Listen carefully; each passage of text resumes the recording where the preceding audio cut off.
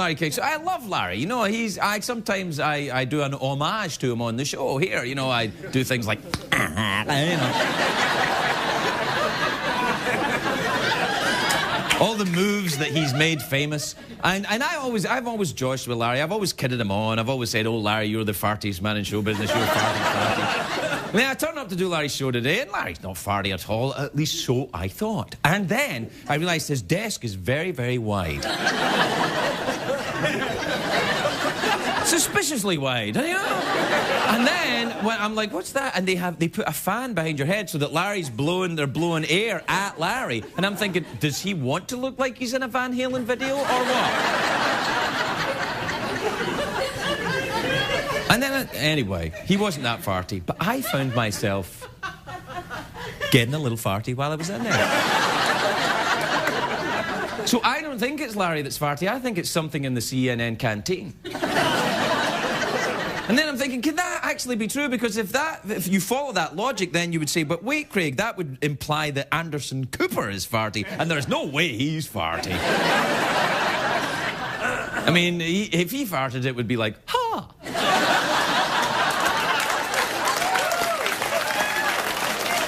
I don't mean that. I mean, you know, it would be like clean and to the point.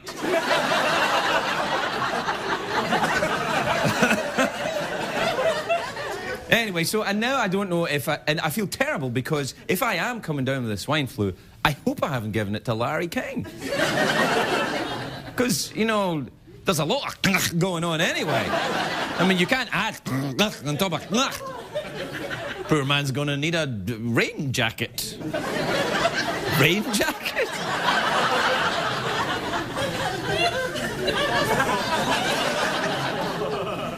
Admit it, you weren't entirely sure until this moment whether or not this part of the show was actually written down. And now you know. I know. And you're like, no way. And I'm like, way, girlfriend. We'll be right back.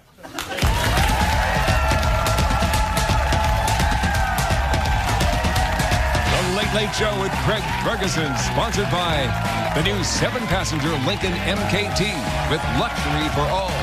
Lincoln, retired.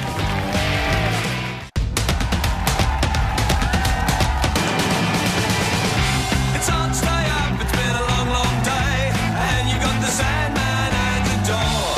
But hang on, leave the TV on, and let's do it anyway. It's okay, you can always sleep through work tomorrow, okay?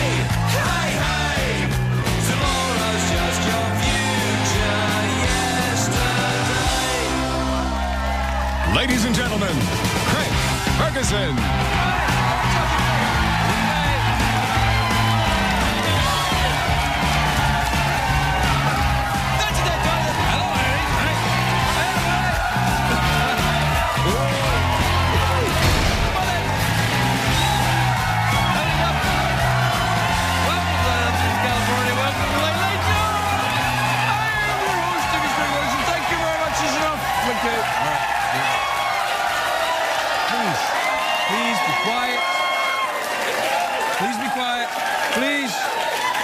Yes, no, I appreciate it. Honestly, I do. Really, I appreciate it. But if you make too much noise, you'll open up the crack in the ceiling. And it's raining in Los Angeles. And if you've seen this show before, it doesn't rain often in Los Angeles, but when it does, we have a leak in the studio here, and... Oh, yeah, that's right. Laugh at that, because... What? Well, then you're going to love it when I get a joke or something. You got a leak in the roof? Craig, is that some kind of a limp? Do you have a hernia? Yes, I do.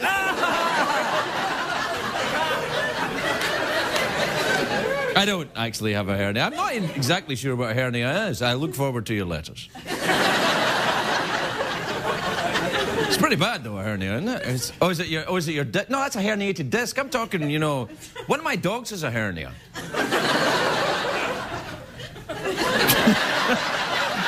You know, I feel the same way as you do. I'm like, what the hell is this guy doing on TV? I don't know. My feeling is that no one's noticed because it's on so damn late. So I say we just keep going until they decide they want to put on something entertaining. And until that point, I'll talk to you about one of my dogs having a hernia. Now, let me just say what I like to say at the beginning of the show. It's a great day for America, everybody. Yes, it is.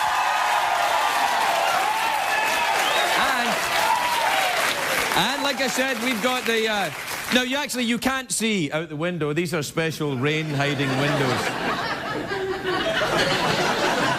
We need rain here in Los Angeles. The authorities are worried, though, that it could lead to slides up in the hills. And the rain, when it comes, can send all sorts of things sliding down. It makes my dentures start to slip. No, all sorts of... Of course, the fires take the vegetation away, and then the rain comes, and everything comes washing down the hill. You get rocks and mud and loose Baldwins coming down there. I tell you, nothing can prepare you when you move to Los Angeles, you wake up one morning and find a Baldwin on your lawn. They think they're people. They do. They look you right in the eye. Do you know, in Washington today, a Republican senator from Maine voted with the Democrats on health care. I was like, what? This is the first time a Republican has switched sides and not been arrested in an airport bathroom. This is unusual.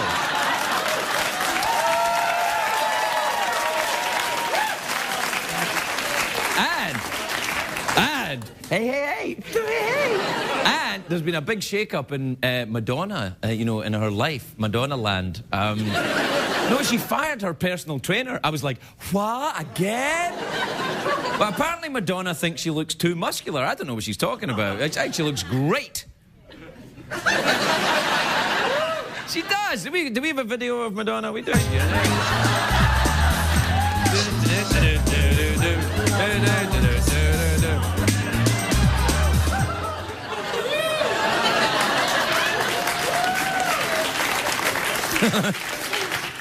I'm kind of turned on and scared at the same time.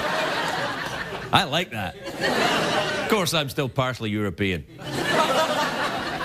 And there's a lot of important news going on today. Hillary Clinton's in Moscow talking about the nuclear weapons. The Senate is fighting over the president's healthcare bill. But there's some very big news, and I have to talk about it tonight. I don't like to talk about things this serious, but I'm going to have to talk about it tonight. We are in the middle of a pumpkin shortage. Look at this. Look. In the Washington Times. And apparently, Halloween fun is threatened. I think they might be exaggerating a bit. I mean, Halloween won't be threatened because it won't be cancelled just because there's a pumpkin shortage. That'd be like cancelling John and Kate because they're short of one douchebag. They're not going to cancel that. Now, nobody has cancelled this show because of a lack of entertainment value. According to the article, the pumpkin growing season this year was especially rainy, and that's why there's so few pumpkins. And the pumpkins that survived will be smaller than usual. Which is not a problem here in LA. We have implants for that sort of thing. But it's only a matter of time before the pumpkin shortage will become a political issue. The Democrats will blame the global warming for the pumpkins. The Republicans will blame Michael Moore for eating all the pumpkins.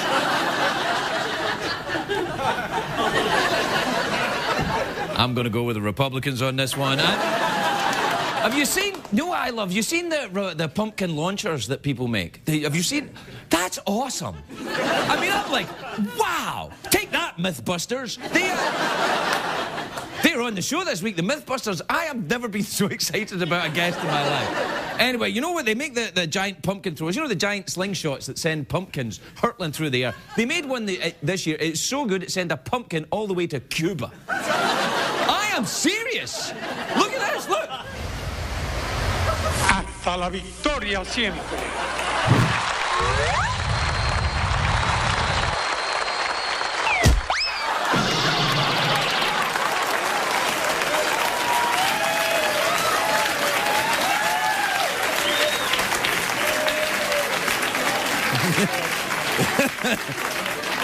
All right, I will admit that was kind of entertaining.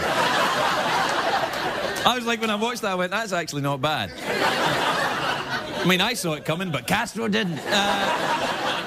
Now, you know the word pumpkin comes from the word peepon. Peapon is a Greek word which means large melon.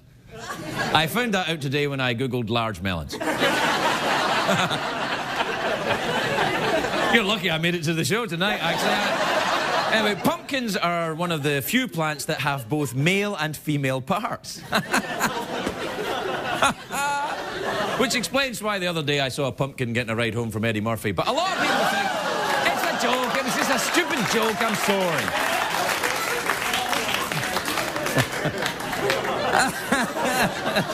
I know it's crap, but what else is what else are we going to do? You want to watch the ShamWow commercial for 2 hours? Come on! Now, a lot of people think that pumpkins are vegetables. They're not. They have seeds, so technically they're fruit. They're in the gourd family. So tribal men in New Guinea use gourds as sheaths for their gentlemen's equipment. They do. Now, scientists debate whether this is purely ornamental or has a practical purpose. I personally think it just proves guys will put their junk in anything. And I have 3 broken vacuum cleaners to prove it.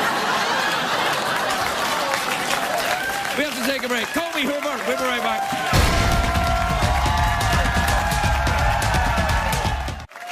Larry, king of the jungle. Hey! Have you heard that, Justin Timberlake? I don't get it. No. I could make better music with my ass. Listen! Yeah? I just brought sexy back.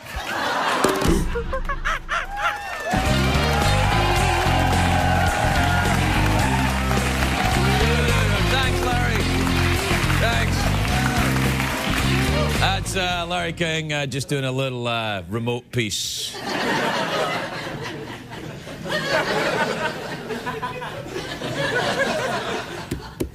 Pumpkin shortage. Yes, that's what I was talking about. Pumpkin shortage. Now, I was on the webs today. The all-time record pumpkin, big. People grow giant pumpkins, huge. The last one, the biggest one ever grown, Jackson Township in Ohio, 1,700 pounds. This pumpkin. We got a picture of it. Look at that. Look at the size of that thing. That pumpkin is not the only giant fruit from Ohio. Drew Carey. That's what I said. Drew Carey. I'm kidding. He's my friend. It's a joke. I love Drew, especially when he's rolled in cinnamon.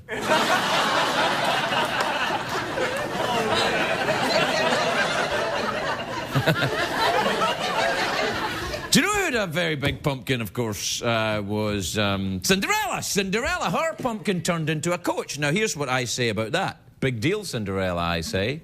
Fruit that looks like a mode of transportation does not impress me. You know what impresses me? Fruit that looks like this. Look at that. Or, I found another one. There, the other one. Look at that. Now. There they are, TV's sexiest fruit.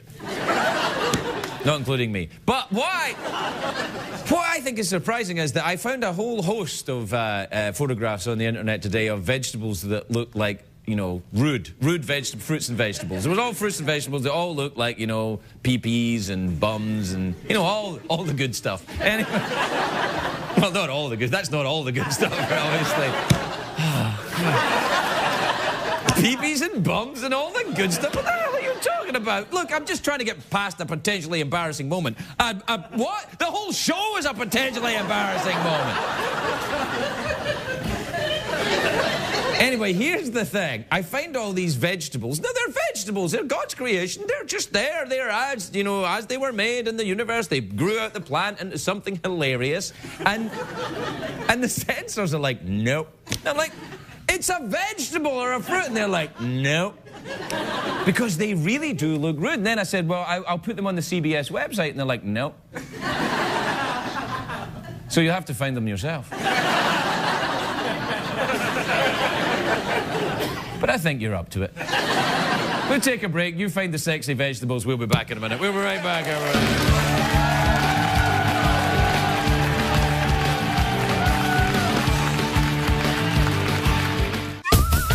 Here it is. viernes en el programa Más Tarde con Craig Ferguson. Es un sketch más macho de todos los otros sketches. Con un actor famoso, Salman Rushdie, y payaso triste, Craig Ferguson, y un bailador pequeño, Hombrito Peludo.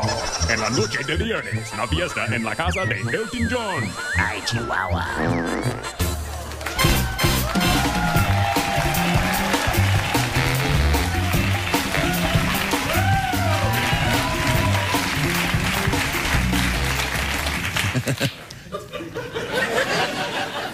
I get no idea what's happening either, so don't you worry. Do we have time for emails? Yep. This is from Ben in Mendon in Massachusetts. Ben says, Dear Craig, I can't believe you said you hate the song My Sharona. Did I say that? Once I heard you said that, I tore all of my posters of you down. And by the way, your theme song sounds like My Sharona.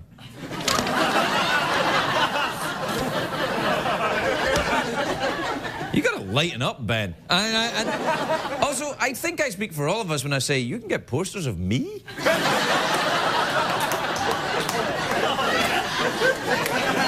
Also, I don't hate the song My Sharona. Maybe it was the mood I was in that night. You can't take anything I say seriously. I claimed to be Scottish here one night. I mean, this is from Steve in Ottawa, Canada. Steve says, I wanted to send you a personal note, not one for the air. Is this the correct way, or is there another email address? No, this one's good.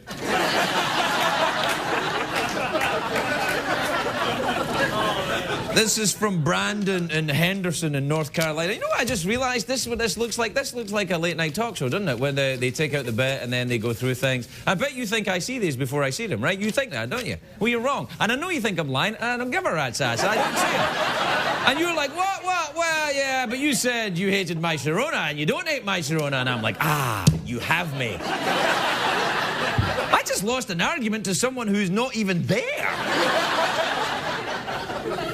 Or are you? All right, this is from Brandon in Henderson, North Carolina. Brandon says, Dear Craig, why do people say no offense when they're about to offend somebody? Well, no offense is just another way for saying, I'm going to say something horrible, please don't hit me. No offense. By the way, I hate the song My Sharona, no offense. Ding ding ding ding ding ding ding ding ding ding ding ding. You did it in your head. You did it. You were like, My Sharona. All right, I'm not reading it.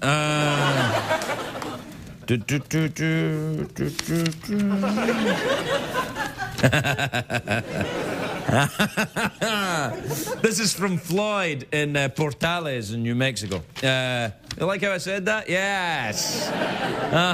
That's right. Daddy knows a little Spanish. Floyd says, Dear Craig, do you have a personal trainer and a personal chef to help keep you in shape?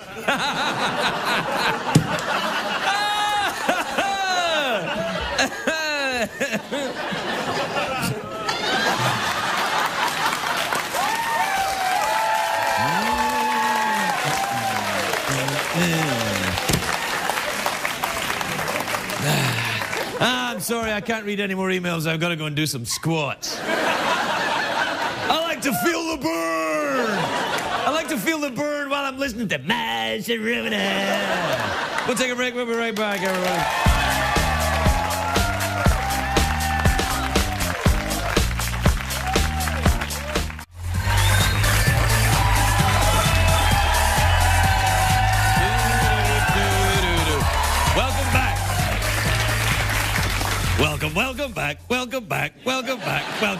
Welcome back to the Late Late Show.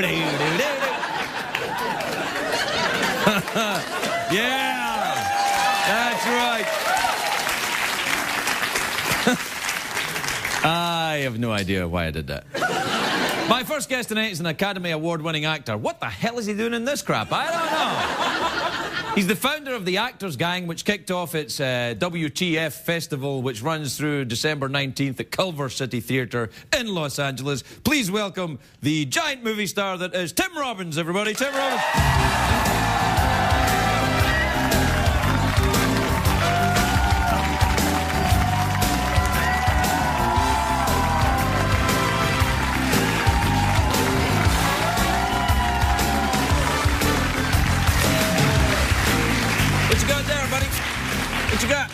just going to leave some flyers there for anyone that comes by. This for the festival? Yeah. And why are you having a film festival at your theatre? I mean, isn't it a theatre for actors? There's theater, there's music, there's dance, there's all kinds of fun. Oh.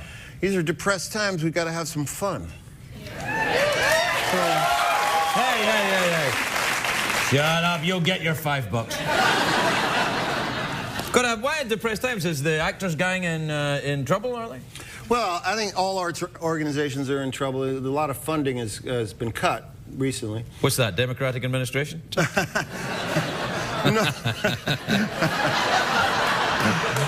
No, actually, it's private donors. Oh, right, okay, yeah, I see. When they're filling out the check at the end of the year, you know, they might not support the arts, and that's always a mistake. Now, you founded the actors? You're one of the founders of the actors? 28 years ago. Right. Yeah, and it's a theatre group where they put on plays. Do you make films there too? Well, no, we put on plays, but we also tour all around the world. We just got back from Spain. We're in Madrid and Barcelona and Bilbao and Vitoria doing Orwell's 1984. To packed houses in Spain. We've been to China, 1984? Australia. As a play? Yeah, it's real good. As a musical, perhaps? I didn't know that 1984 was a play. I love the book 1984. Oh, it's a great book, and it's really relevant right now. And the Spanish really loved it because, you know, the country in Europe that's closest to living under that kind of government. 1975, they had a dictatorship still there. Yeah. So they really loved it. And we also do more than theater in Los Angeles too. We run regular arts programs with local schools. Elementary, middle, and high schools. Well, they come in and they see the plays? No, they come to our space and we train them. And you train actors? Well, we give... To take your job, Tim? Think it through. They're coming up, they're young, they're hungry. Some of them would be even taller than you, Tim. They'll come in. They'll take the work away. I'm just hoping they give me a job someday. Well, they might, but there's no guarantees. It's actors. You can't trust them. You know that. That's very true. But they're kids right now, so they're adorable. And you know, and we give them a voice, you know, and a lot of the parents and teachers are really thankful because they can stand in front of a class now and have some confidence. It was the only thing I liked when I was a kid is when the actors would come. They used to send actors to the school, and I was like, who are these strange drunk people? And they would come. But they were, like, the teachers were drunk too, but the actors were dressed colourfully. And they would put on plays. I loved watching that. It was fantastic. Yeah. That would be a shame if that went away. Well, hey, I didn't know if you were talking to me. Why? Well, the last time I saw you was at the Emmys last year, and everything was happening so quickly. I saw you, I walked by, you were with Susan, and you walked by, and I said, hey, Tim, Susan Sarandon, and everyone's going to go in, and I went to shake her hand, and I don't know what happened, but everything was going so quickly. So you touched her breast? No! No. I wouldn't tell you that. I wouldn't tell you that. No, if I'd been that, I'd have been like, yeah. No, what happened is I went to shake her hand and she was turning the other way. So what happened is that, well, you're me, right? Put it in your hand, and she's going to shake my hand, and she does that. She pulled my finger. Yes, of course, yes. It's conditioning. It's like Pavlov's dog. And you know, I'm standing, and you know who's right behind me? The Desperate Housewives. Yeah. That is a classic awkward Hollywood moment. Terrible. Yeah. But luckily it was a Desperate Housewife, so they were all like... giving nothing away. Everything was fine. Their faces were a mask of inscrutability. So what have you been up to then, if you're not doing the actors gang? Do you enjoy golf? No, I don't enjoy golf. What's wrong with golf? It's a fine game. I didn't know you were anti-golf, Tim. No, I'm not anti-golf, and I don't want those letters. I just don't. I just don't play very well. I don't have the motivation. I don't want to win. You know, I want to win when I play hockey or baseball, but I don't really want to win playing golf. I just want to. Just want it to end? Yeah. Yeah. I know what you mean. But I don't have time for golf. I understand. I gotta do this. I know. You did the theater thing. I understand. Tomorrow night in our theater, Sarah Silverman's coming tomorrow night. Really? She'll be here tomorrow night. And on Saturday night, Tenacious D are playing. Jack Black? Yeah. And the following week, we're going to screen The Aristocrats, and we're going to have afterwards more aristocrat jokes with comedians. Oh, I don't know if that's why. That's a very dirty joke. Oh, it's a terrible joke. And we're not going to tell it here. We're not going to tell it. We can't show sexy vegetables here. Never mind tell the aristocrats. And then the following Saturday, Jackson Browne is going to be playing on our stage. Oh, that's amazing. Yeah. But you can't be in trouble if you can afford all these acts. We're not paying them. They're doing it for free. Oh. They're doing it so we can raise money. Right. And they're generous people and friends of mine. So, you know, and so we're asking people to come on down. You know what you should do is put a play on with you in it. People would come see that. Yeah, I think they'd come see it. 1984, you could be O'Brien. I directed that, and we sold out everywhere in Spain. Really? Everywhere. Yeah. Did you do it in English or Spanish? In English with super titles. They have the Spanish Like above. at the opera where they put the big things up? Oh, I like that, yeah. And they said it couldn't be done. The producers were warned that no one's going to go see any English language theater there, and we sold out every house. It was great. Do you like Spanish plays? Which one? Lorca. Do you like Lorca? I like the Lorca. Lorca. I enjoy a bit Lorca. of Lorca. Lorca wrote a play called The Public, which I think you'd enjoy. All right, we'll do it next year. Right, you'll do it. Yeah. The actors should. Look out for that. You're going to be in it. You could play the guy who comes on and goes nuts with a horse. Okay. I will do it. I will promise I'll do that if you promise you play the horse. You have a hand on it, son. Come on, everybody. We'll be right back.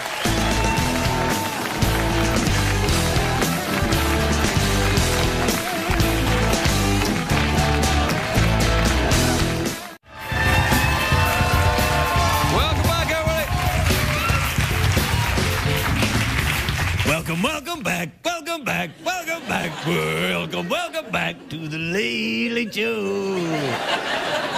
Thanks, band. That's cold, Craig. Shut up, you.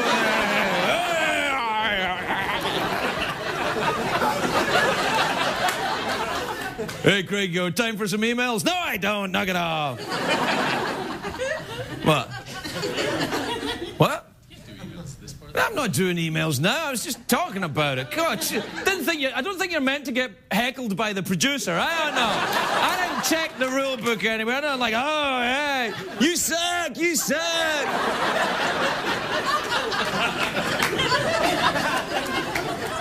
My next guest is in a new film called Untitled. That's the name of it, Untitled. It's not like they haven't thought up a title for the film. It's called Untitled. It's got the things around it, you know them. I had a rabbit, and then Untitled, and then another little rabbit. It's in theaters October the 23rd. Take a look at this. You get an excellent sound out of those pants, skirt. Can I borrow them? I want to sample them. What? You know, record the sound. Go like this.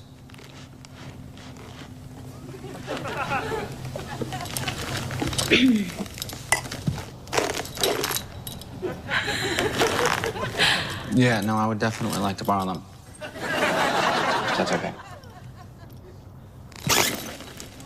I mean,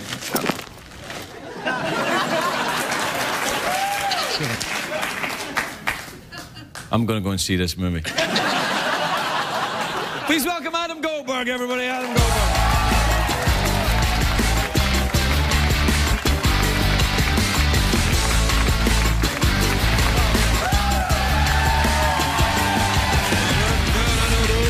If you go like that, they scream. Oh, yeah, no, they're crazy. That's they're amazing. crazy. I just went like that, and then I got. Oh, yeah. All right, hold on a second. You'll get your $5. All right. So now I get the appeal.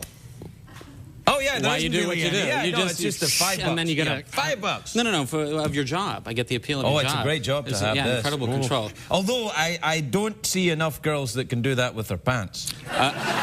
Yeah, that's why I work in the movies. That's the most awesome thing I've ever seen in a movie, except for maybe some other things. But that was really cool. Not bad, right? That's really, really cool. I'm afraid that might be the extent of the sexiness in the movie, since I play a brooding avant-garde music composer, and she plays a gallerist. So that's it. That little thigh flash. There's some hot vegetables in it, though. Well, we won't be showing that clip here. I know, that's funny. You can show sort of the pelvic area of a blonde woman, but you can't show a funny cucumber. Like, what can you describe? Am I even allowed to describe the vegetables? It was an apple that looked like an excited man. How awesome is that? You know what? How awesome is that? That's I've been referred to as such. What was that? A tomato that you did show though? Yeah, it was a tomato. That tomato was kind of. It was graphic. Do you have? It was kind of hot. Yeah. I'm sorry, it's a photograph. Oh, you don't have that on you? Not anymore. I I was hoping maybe in the gift bag or something. I don't know. Listen. Gift bag? Actually, this is not the Tonight Show, buddy. I know. I'm sorry. You're just lucky the roof isn't leaking. Yeah, I know. No, you're right. Yeah. Have you been? It's nice to see you. I've been good. I've been fine. I've been all right. Yeah. How you been? I'm okay. Yeah. Mustn't grumble. Yeah. You know, I've been all right. You don't want to do it in front of everybody. Then it looks like you're, like ungrateful. Yeah, ungrateful. Bourgeois complaining. No one wants to hear about that. That's what I think. Yeah, yes. Yeah. But as long as we're on the subject, yes. Let's see. What could I gripe about? So my all three of my emails were hacked yesterday. 2 days ago. You're kidding me? Really? Someone hacked into your email? Yeah. All three. It was really amazing. What do you mean all three? All three. Well, I have 3 different email accounts. And I like to divert them. What kind of Hollywood ooh-la-la is this? It's not three email accounts. It's not for any. Nobody cares about me. It's not about like protecting my identity or anything. It's because I order a lot of very odd things that come in brown paper bags, and you want to. You want to make sure that you're diverting all of the mail so that your post office your boxes? girlfriend or your mother, or whomever, psychiatrist or your shrink or whatever. Yeah. Are you still doing that? You still go to therapy? Do therapy? I haven't been to therapy in I think it's been about 1.5 years. So I've been about 1.5 years sober. Yeah. What do you want to get back? Yeah. No, I think it's. I think it's time before I start, fooling around with tomatoes. But what about you? I got a new tattoo. I know you have some tattoos. Oh my! Look at that. You like that? That's like a military tattoo, isn't it? Yeah, it goes all the way up, man. Are you kidding me? All the way up and round and ends up at my. Well, I don't understand. Did you get that on shore leave? I don't. Yeah. That's amazing. Look at that. Look at that. That's nice. Yeah. Look at the detail. Yeah, I know. That is really nice. Yeah, and see that bit there? That's where it really hurts. Yeah, right. The worst one I ever got was when it goes over the clavicle. Is that a clavicle? Are you allowed to say clavicle? Clavicle's a musical instrument, isn't it? I think that's a clave. Or a clavinet, you're thinking. No, that's a clarinet. No. Clavinet's the... No, clavinet's that, and then that's the keyboard. accordion. And then there's a clarinet, which is a clarinet. Yeah. And this is and that's the pancreas. Yeah. But you have one there? I have one I'm not thrilled about. It was one because most of the ones I got because there's an artist named Mark Mahoney in Los Angeles who's like an incredible detailed, gray and black, does stuff like that. But in the old days I'd be like, oh, I'm in New Orleans, I'll get a tattoo, or whatever. I'm in Tucson, I'll get a tattoo. Where'd you get that one then? New Orleans. I don't actually feel too bad about making fun of it because they actually posted some really well, let's see it then. Can we see bad it, or photos are you online. Shy? No, it's not bad. It was a reproduction of an old tattoo. Yeah, that's like of one from, it was like literally from like the turn of the century, which is a great idea if you're living at the turn of the century. Yeah. But that right over here was that must have been very really painful. Yeah. Also the one on my oy vey was.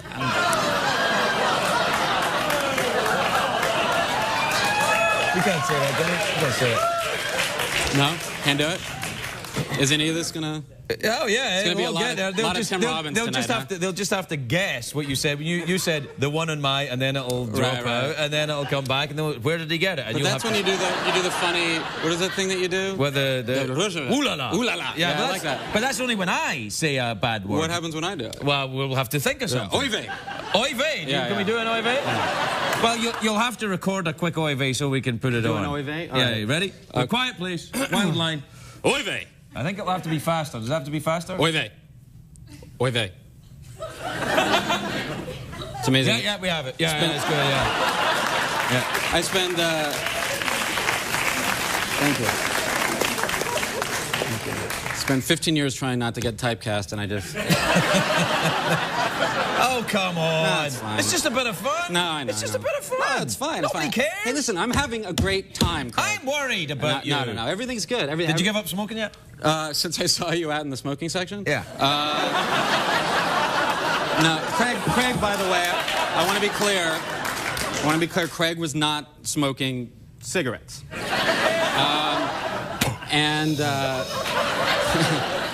I don't know what that is. I don't know. It's like a huge bong and like a big bowl. Yeah. Just like... No, that was just me playing my clavicle. Oh, is that what it was? You playing your clavicle? It's really, not a good idea. I did buy that book. Have you heard about, you know this book, the Alan Carr book? What? There's some book that apparently everybody reads. It's this guy, Alan Carr. The Bible? That's what it is, yeah. this guy, Alan Carr, wrote the Bible. It's a little-known fact. No, but it's apparently like the the non-smoking Bible. Well, you read this book and apparently you stop read smoking? it and you stop. And it's not like apparently a bunch of graphic pictures. You're supposed to smoke, and apparently he brainwashes you while you're reading it. And by the end, you don't know why you're not smoking anymore. You're just not. Oh, now, this sounds like snake oil to me. No, it sounds crazy. No, believe me. Listen, I'm extremely skeptical, but not so skeptical that I've actually opened it and read it. In other words, I'm afraid of opening it. You're afraid it'll work? I'm afraid it'll work. Which means you have to go back to therapy. Right. Because the problem is not smoking the cigarettes, although ultimately that will be the problem. The problem is that you're not prepared to accept the success of stopping smoking.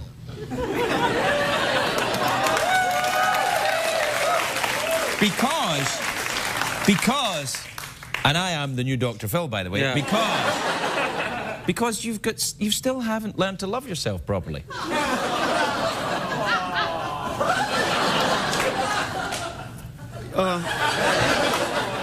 Do you think also maybe I'll stop having dreams with my father's head on my mother's body? That one was funny because it was like a laugh, but then it was like a laugh, but they were like, what? Really uncomfortable. They're like, wait, no, he really is crazy. Look, no, he really is great. There's a little something that we all have, you know, between the ages of 7 and 9 called the Oedipal complex. Yeah, some of us didn't have it. Right. Well, I mean, those Americans, a lot of Americans. And I mean, I should say those of us born here, you know. Yeah. And anyway, I'm still, you know, sort of in the midst of my Oedipal complex, and you know, so 7 to 9, 7 to 39, you know. You want to get a tattoo for that? We're out of time, though. Really, that's it? Because I was gonna just make it get even more vulgar. So we'd have to do like an Oega vault, you know, and even longer. You have to say it quicker. Oega vault. All right. Thanks a lot, Adam Goldberg. Thank you, everybody.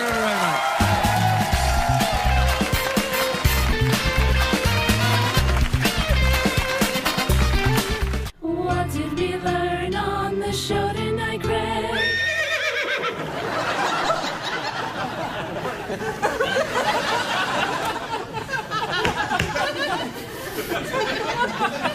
I don't think we learned that much, to be honest. It was you know, I apologize for it not being an entertaining show at the beginning, and actually I'd like to apologize for that apology, because there were a couple of moments there where I was genuinely interested.